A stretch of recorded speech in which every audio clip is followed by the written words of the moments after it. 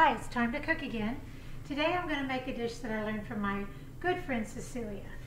We were on vacation together and each of us were assigned a night to cook, and this was hers and it's delicious, so I'm going to share.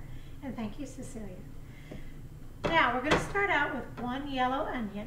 It's a beef and cabbage dish, which may not sound really good to you at first, but watch this whole thing, you're going to love it. So saute one chopped yellow onion, which I've done, in some olive oil.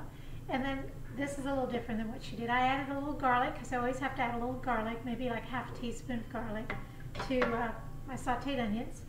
What I'm going to do next is you can add a pound of ground beef, a pound of Italian sausage, turkey, whatever it is you want to use.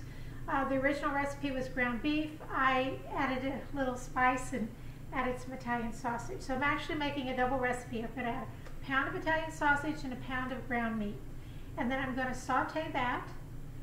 Once that gets going, then I'm going to add my spices. So let's get started. Okay, here's my Italian sausage. Turn this back on. I've already sauteed my onions, just to save a little time. So in goes the Italian sausage. Now I use the hot sausage because my husband and I like spice.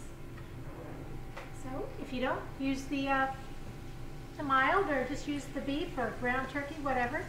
So I'm going to break that up a little bit. Yeah, as long as I'm doing this, I just make a double batch, and then we have it for leftovers, or I can freeze it, whatever I feel like doing, or for having company.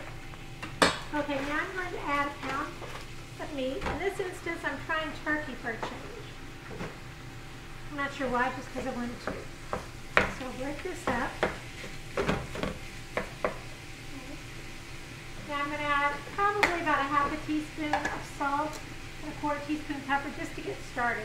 You can always add more. You just can't take it out, as you know. About a half a teaspoon there. Now, here come the other spices. Since I'm doing a double batch, I'm doing 2 teaspoons of ground oregano. I'm doing a half a teaspoon of celery seed, and normally a half a teaspoon of crushed red peppers.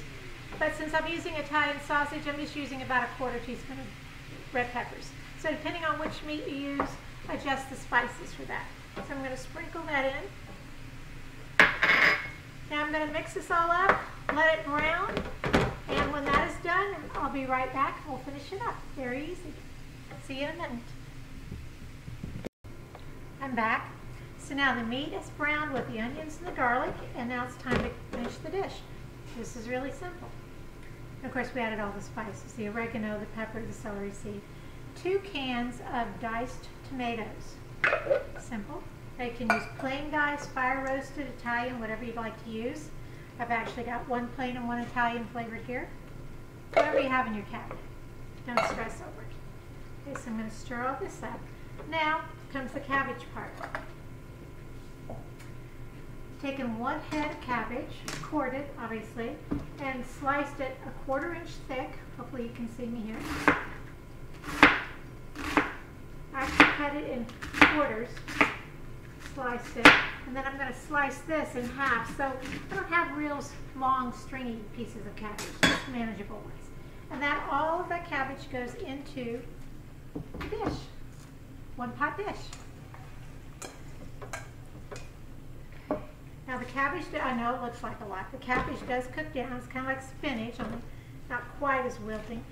And as this cooks, this will wilt down, and become a very delicious dish. Now what I'm going to do is stir this up really well, and then I'm going to let it simmer for 25 to 30 minutes. And then I'll be back, and we'll finish this off and give it a taste. So, be right back. Okay, I'm back. It's been 25 minutes, and this is sauteed, and it just looks and smells heavenly. So all you have to do now is taste it for salt and pepper, and spice if you want more spice.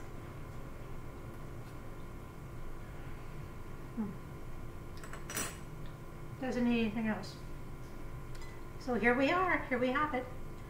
Beef, tomatoes, cabbage, 1-pot dish. Very easy, very quick.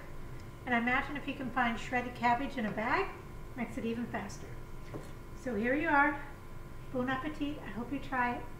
Mike and Cecelia say this is keto friendly, and I don't see why it isn't, so I guess it's a little bit healthy at the same time. So enjoy. Thanks for joining me.